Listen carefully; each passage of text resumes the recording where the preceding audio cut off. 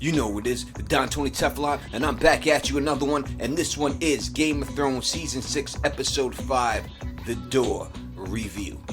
And let's get right into this motherfucker. First, we jump off with Sansa and we see her sewing. At this time, we don't know why she's sewing or what she's sewing, but we do find out what that's going down later. And after that, she gets handed a letter. Now, the letter has a sigil of the Mockingbird on it, and we obviously know it's from Peter Baelish. And the seal seems like it looks like the same seal that Ramsay sent, basically the same colors. But the fact that Ramsay's was sent by a horse rider that is a Bolton, I can't see Peter Baelish have anything to do with Ramsay Bolton. But after she reads it, she sees that he wants to meet her in Motown. So she goes down there with Brienne, and Pete tries to be smooth and he tries to get up that, but Sansa is not having that shit whatsoever. I mean, she puts him on blast really fast. I mean, he's just like, you know, I got nice down at the Vale, I'm here to save you. And she's like, nah, I don't want none of that. What are you here for? Are you an idiot? Or are you my enemy? Because you should have known what was going to happen to me. And then she's like, yo, what did this cat do to me? You tell me what he did to me. What do you think he did to me? And Peter Baelish tries not to say nothing. And when he does that, Brienne puts her hand around that sword and is like, yo, bitch, did you hear Sansa speaking to you? You best to open your mouth. And then Sansa's like, listen, you can't protect me. You can't even protect yourself. I could have Brienne whack you right now. What would you do? And Peter Baelish just basically had to eat. It's basically the same thing that happened to him when he was dealing with Cersei in King's Landing when she gave that power speech. Knowledge is power. Seize him. Cut his throat. Stop. Wait. I've changed my mind. Let him go. Power is power. Then Sansa's like, listen, you took me from people who murdered my family only to give me the people who murdered my family. I don't want nothing to do with you. But before Peter Baelish does leave, he does drop 2 bombs in the air. Number 1 was that the Blackfish had retook the Riverlands, and number 2, he drops the bug in the ear about Jon Snow. Now, I really like this scene. I don't know how it's going to play out later on with those two with Peter Baelish. Kind of got an idea, but let's move on to the next. Next we jump off, we run into Arya. We see her training with the Waif again. I really don't want to get into that. But then the Waif does point out something to her. He calls her Lady Stark. And then Jaqen agrees. Later, he takes her to the Chamber of Faces, and he gives her a whole history of the Faceless Men, how they came over from Bravos and all that. And then he gives her some poison for another mission. He says it's for an actress that is named Lady Crane. Now, this scene that follows quite possibly can be the greatest scene I've ever seen, one-shot scene in this show. And this is basically the Mercy chapter that George R. Martin released sometime a year or so ago, and it is picture perfect. In fact, I could not have pictured it or made it any better. It's better than I ever would have thought it would have been. Just a great scene. Bravo to them. What a great scene. Now, with the Faceless Men, guys, Arya is posing as someone named Mercy that is helping out these people that are doing the play. And the play is called The Bloody Hand. And it's basically about Tyrion Lannister's rise to power in Westeros, or the way that it is perceived from a different country, how Tyrion Lannister rose to power. And you can definitely see that they got most of this story wrong.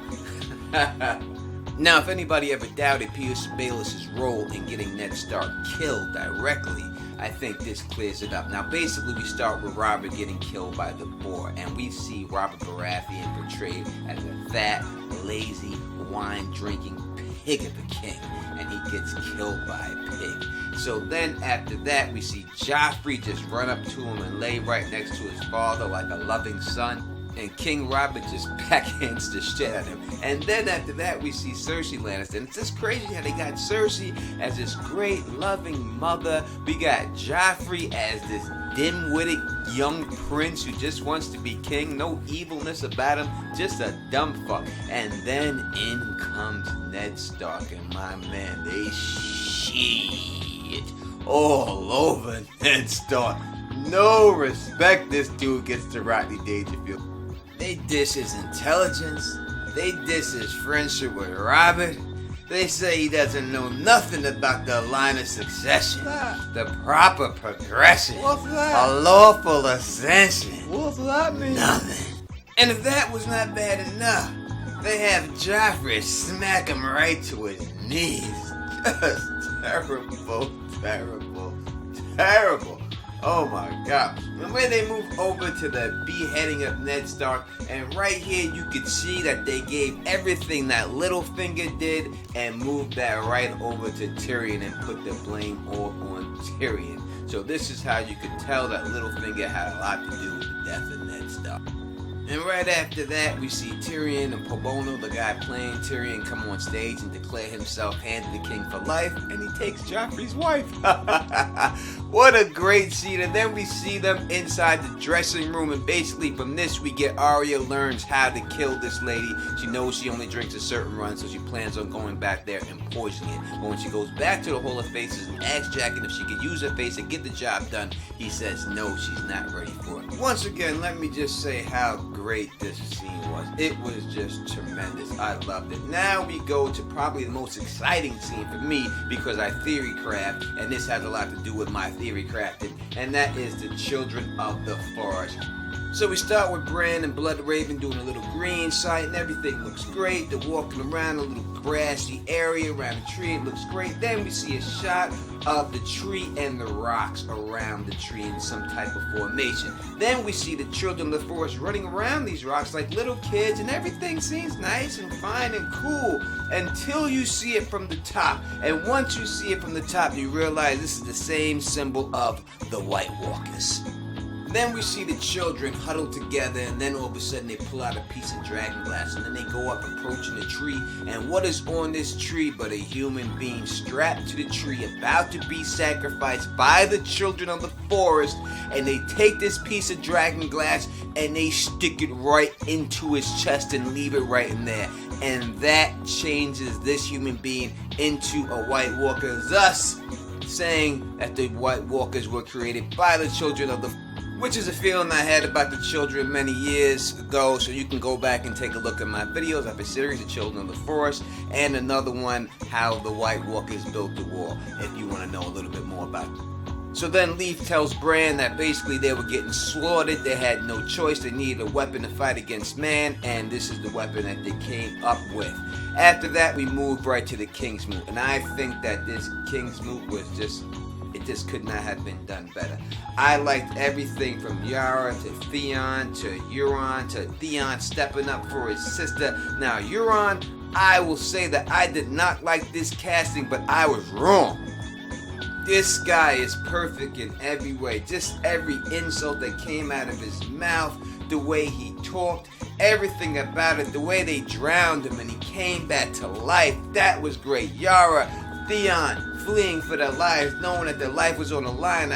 That was great. I really can't say anything bad about it. I wish they would have had a horn. Quite possibly we do get a horn, but Yara and them set sail, and we know the reason why they set sail. Maybe she thinks if she can get to Dany first, she can maybe marry Dany to Theon, but that ain't gonna work whatsoever. But yeah, I just liked it that Euron just did this Theon just look like Marco Rubio when he was going up against Donald Trump. He just butchered him on the debate stage, and it was just nothing. But I love this scene. Great scene. I mean, what an episode we got here, folks.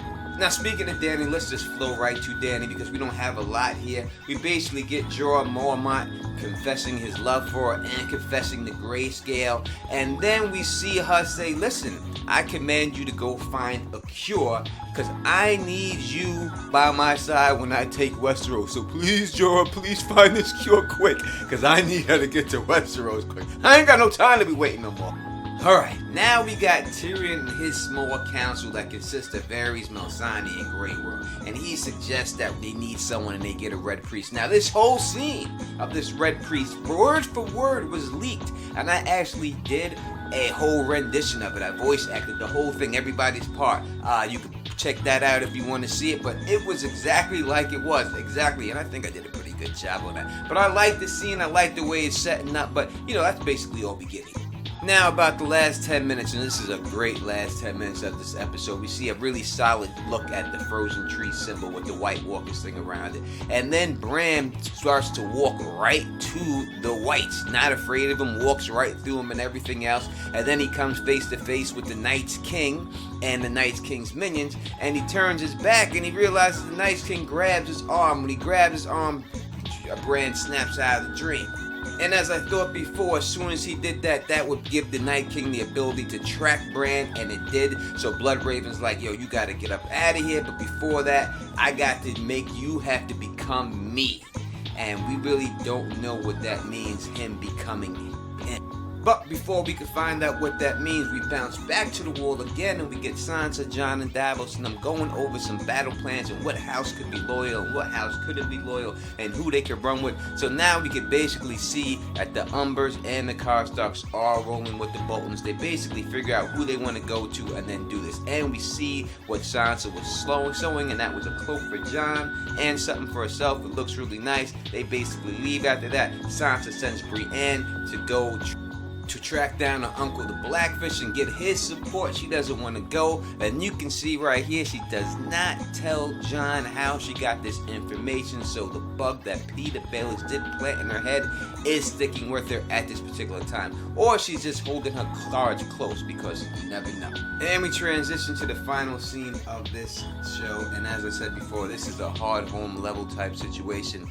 The Night's King and them do track down Bran. They walk right through the fire like I thought they would walk right through the fire, no problem. Tony Teflon the Don has got this thing, baby. And then after that, they assault the tree, and they just go up in there, and you see Leaf and them throwing these bombs of fire, and it's much better having the bombs of fire in the rocks and just fireballs from the hand. Like that, much better. They're trying to fight all the Whites off the best they can, but it's just too many of them. They just keep crawling and crawling and crawling through, and it's just a great scene. But Jesus, Summer, taken out at that particular time. I knew Summer was gonna die, but I didn't think it was gonna go down at that particular time. So Bran just will not wake up, and why is that? Because he's back in Winterfell, and you see Ned Stark, and we see Rickard Stark this time, and he is dreaming of him.